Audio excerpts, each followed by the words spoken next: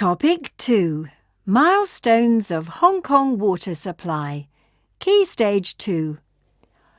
Grandma, you always save the water after washing vegetables for watering plants. Why do you have to be so thrifty? We're not in any water crisis right now. We've got more than enough water to use. I have got used to this practice for more than 10 years. Every drop of fresh water is very precious, sweetheart. We have to make good use of it and conserve it. Thinking back to the water rationing implemented in the 60s, I was much more sparing than I am now. Water rationing? Yes, it's not a breezy task to maintain a stable water supply in Hong Kong.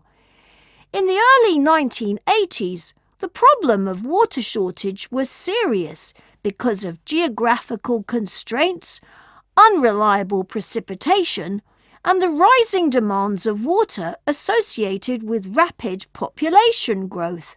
Therefore, implementation of water rationing to control and restrict water supply was quite common in the history of Hong Kong.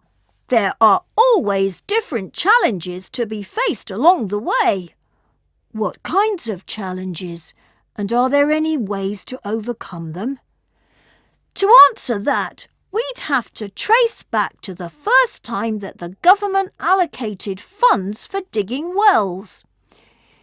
Before there were any public water supplying services in Hong Kong, a lot of citizens used water from wells or streams.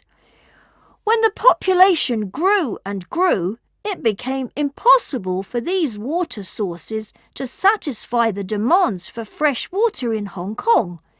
Therefore, in 1851, the government decided to dig 5 wells to provide water to the public for free, which was the start of Hong Kong's history of water supply. But 5 wells isn't a lot, is it? Of course that is not enough.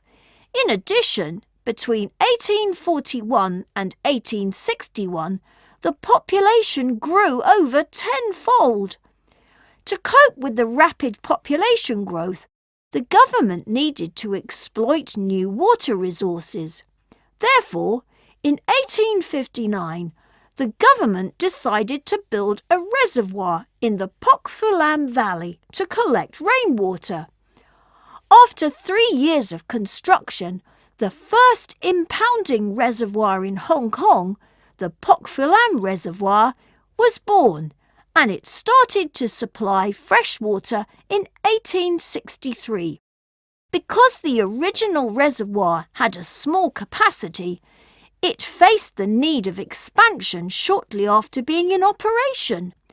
After the expansion project, it became the Pok Fu Lam Reservoir we see today. With the success of the first reservoir, the government promptly commenced the construction of the Tai Tam Reservoir to cater for the increasing needs of fresh water in Hong Kong, which is named the Tai Tam Valley Scheme. The project was initiated in 1883 and completed in 1888. The storage capacity was 4 times the capacity of the Pok Fu Lam Reservoir. Besides the reservoir, a filter tank was also built, and it was the first time that filtered water was supplied in Hong Kong. After the completion of the Tai Tam Valley Scheme and its expansion, it became the Tai Tam Reservoirs we see today. It was such a massive project at the time. So then, was the water supply problem in Hong Kong solved? There's still a long way to go. In a report by a British engineer, Osbert Chadwick, he stated that the overall health condition of Hong Kong people was deteriorating because of poor sanitary conditions and insufficient water supply. Shortage of water and contamination of the drinking water had become a common issue. When the sanitary conditions are poor and water supply is not enough, there will be a perfect environment for epidemics to be spread. Unfortunately, that was exactly what happened to Hong Kong in those days. I heard my parents talk about that too. That was a highly infectious disease, and if treatment was delayed, the victim would die easily. Within just 2 years, between 1894 and 1896, the plague took the lives of thousands of people in Hong Kong. Yes, to solve the problem of water supply and to obviate this tragedy from happening again, Chadwick produced another report in 1902, which suggested installing water meters in Hong Kong and enforcing the user pays principle, implying that the user would pay according to how much water is consumed. The aim was to minimise water-wasting habits among citizens. I see, that's how our metering system was set up. So was the water supply situation stabilised then? Not really. In 1929, there was a serious drought in Hong Kong with record low rainfall. Most reservoirs dried up during that time. That happened when my parents were still young. They told me about the drought they had experienced in the past. I believe this should be the drought they were talking about. The government implemented a lot of emergency measures, such as water rationing, using water boats to convey fresh water from Kowloon to Hong Kong Island, importing water from other regions like Shanghai, Japan and Zhuhai, in the hopes of alleviating the serious water shortage problem. The drought impressed upon Hong Kong people the importance of water for human life. The government also had to think about more long-term solutions to address the water shortage problem. So what were the plans that the government made? Since the water resources on Hong Kong Island had already been fully exhausted, it was necessary to look for supply from the other side of the harbour. One of the plans the government made was to connect Hong Kong and Kowloon by a cross-harbour pipeline in order to relieve the water shortages on Hong Kong Island. In fact, this idea was discussed as early as 1922, and it was finally implemented in 1930. Meanwhile, the government continued building reservoirs, such as the completion of the Shingmun Reservoir in 1932. Do you know what other reservoirs there are in Hong Kong? I know. There are other reservoirs like the Plover Cove Reservoir and the High Island Reservoir. The Plover Cove Reservoir is not just the reservoir with the largest area in Hong Kong, but it is also the first reservoir in the sea in the world. As for the High Island Reservoir, it is the reservoir with the largest capacity in Hong Kong and is also built in the sea like the Plover Cove Reservoir. Plus, it is the last reservoir that has been built by the government up to this day. Impressive!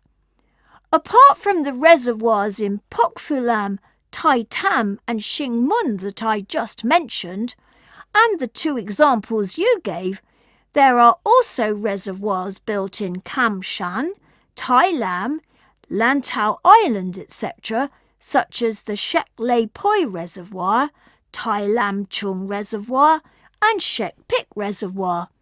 In total, there are 17 reservoirs all over Kowloon, Hong Kong Island and the New Territories. So besides constructing pipelines and reservoirs, are there any other measures to prevent water shortages? Absolutely! There is also seawater for flushing. Oh, yes. In the old days, we used dry closets, which were stinky and inconvenient. It was much better after the flush toilet was introduced. We even replaced the fresh water for flushing with seawater afterwards. That way we can use less fresh water. Yes, dry closets are not a good choice if we consider the modern standards of hygiene. That's why the government encouraged the use of water closets in the 1950s. But that wide adoption of the water closets elevated the problem of water shortage. To save more water, the government took advantage of the peninsular geography of Hong Kong and implemented seawater flushing in 1957.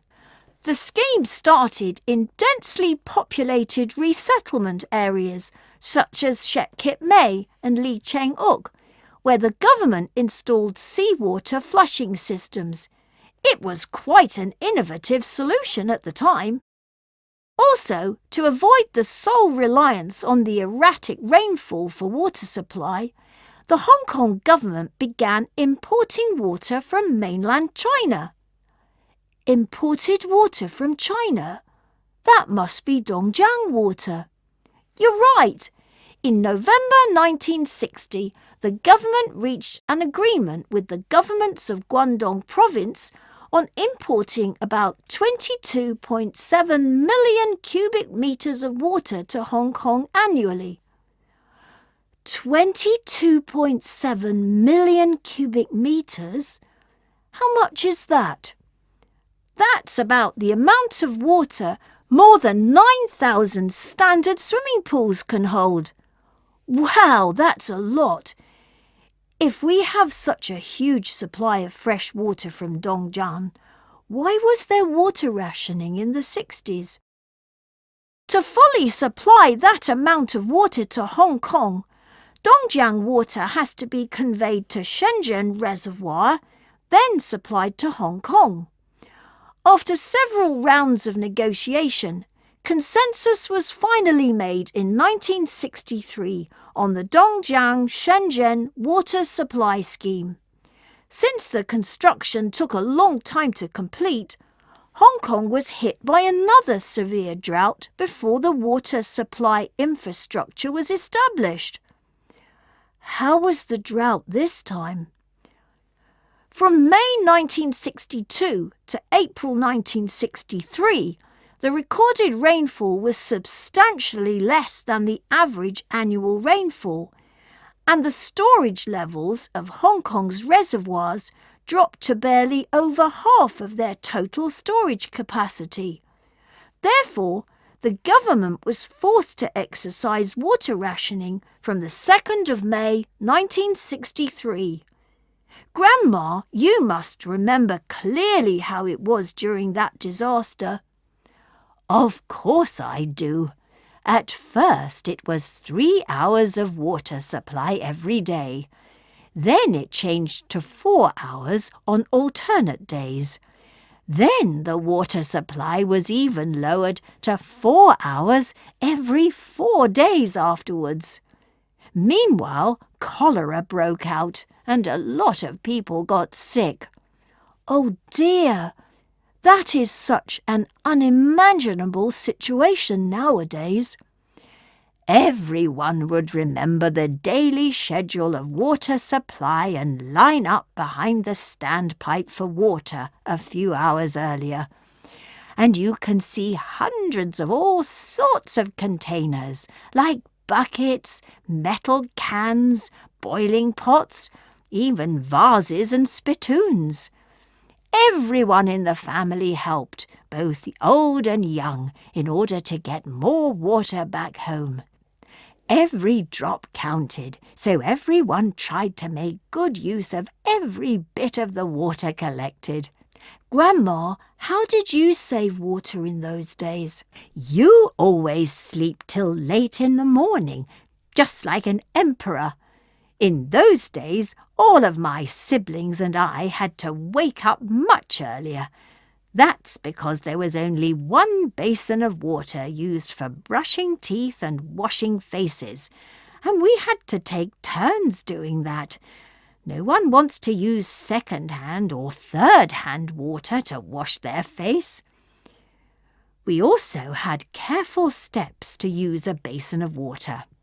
First, it is used for washing rice. The water is then used for washing vegetables. We usually added some salt into the water to let the pests float to the surface so the vegetables don't have to be washed twice. The remaining water can be used to clean windows. Wow, you really cherish every drop of it. Of course. I recall seeing a person watering his flowers with fresh water. That person was fined hundreds of dollars for that.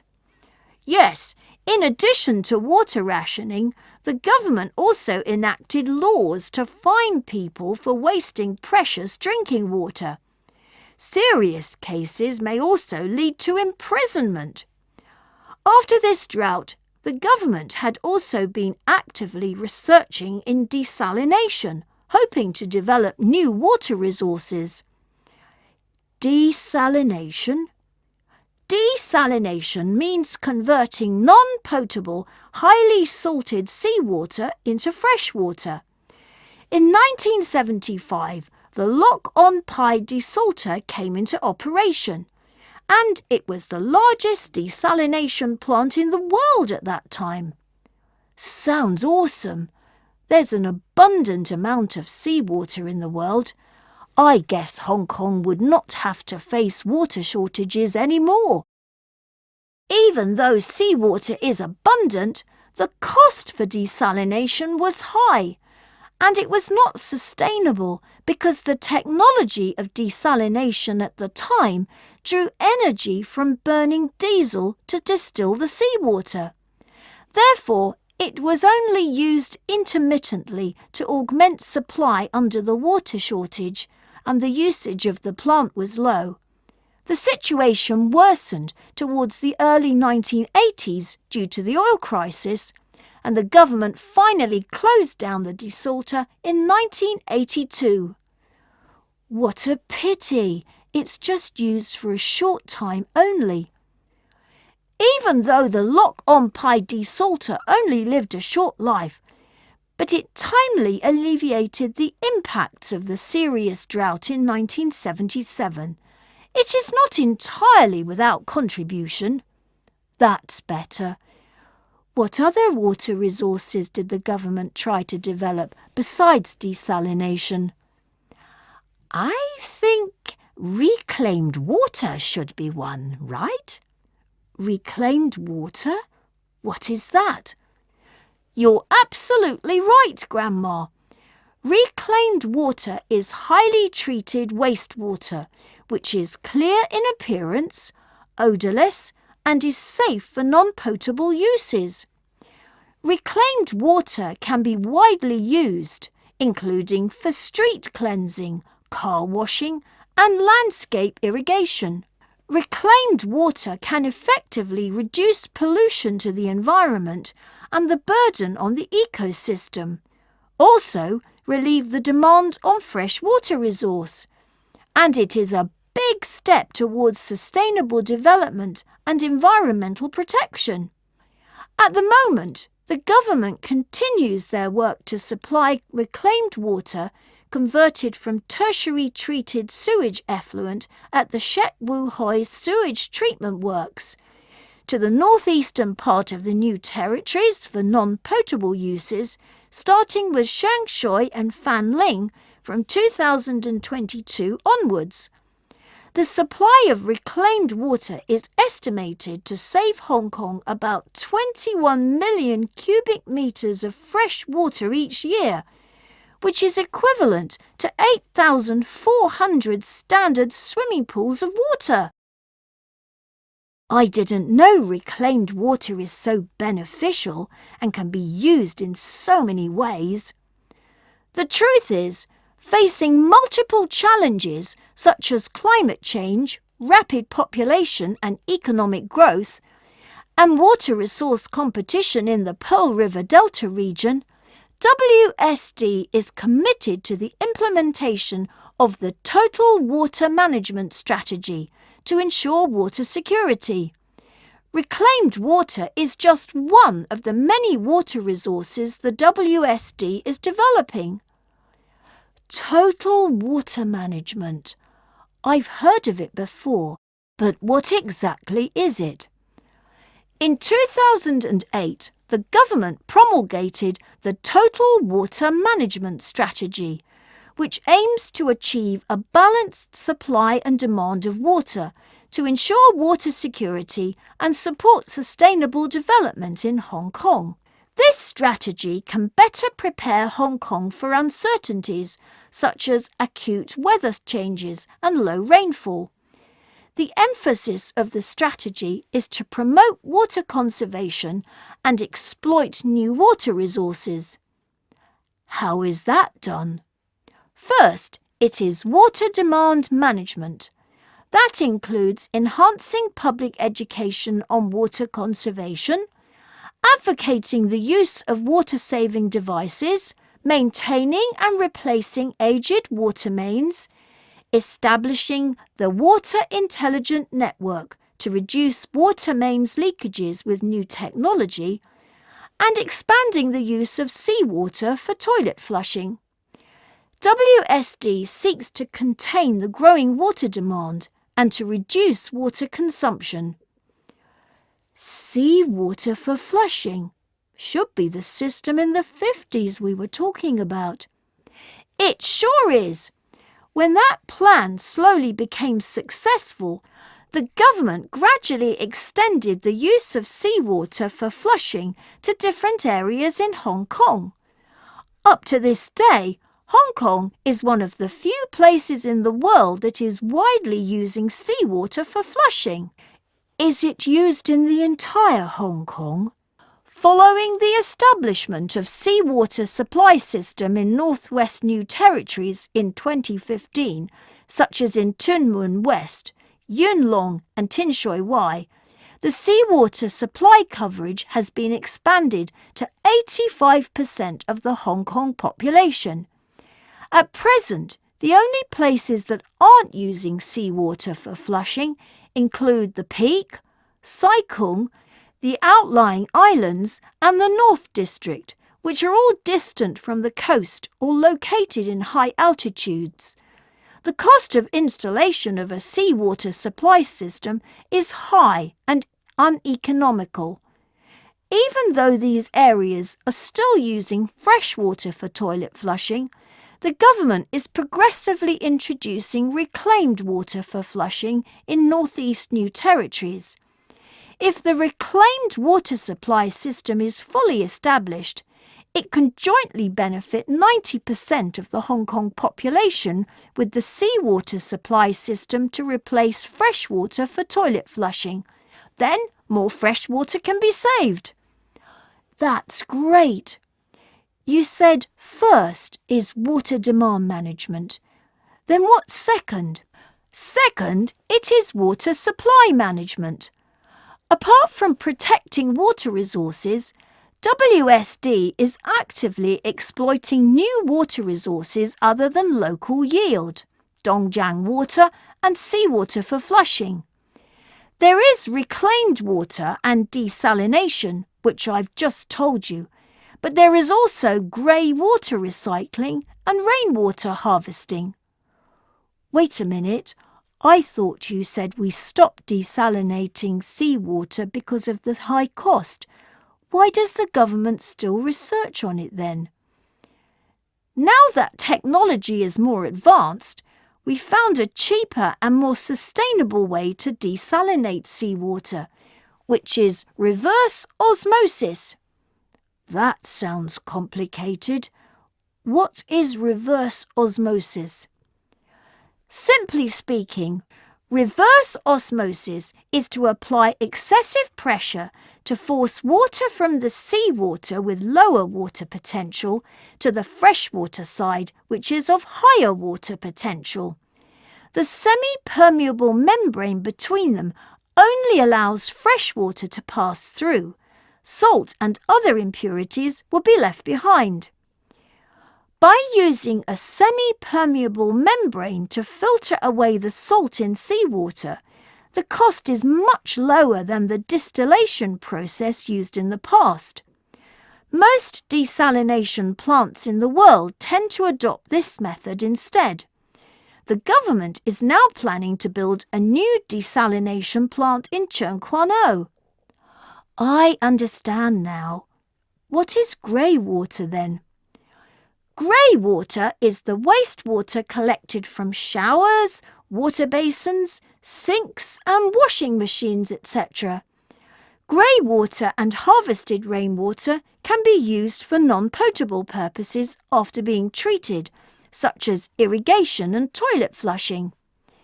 WSD is promoting the use of grey water recycling system and rainwater harvesting in certain government construction projects and private buildings to lower the use of fresh water for non-potable purposes.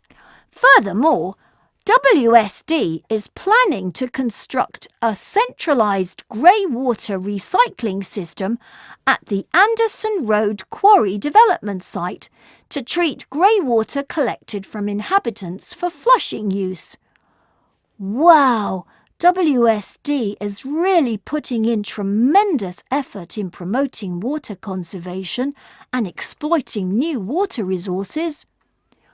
Not only that, WSD is also introducing new technology in reservoirs to develop renewable energy. What new tech? One of the new technologies introduced is placing solar panels on the surface of reservoirs to collect solar energy for electricity generation.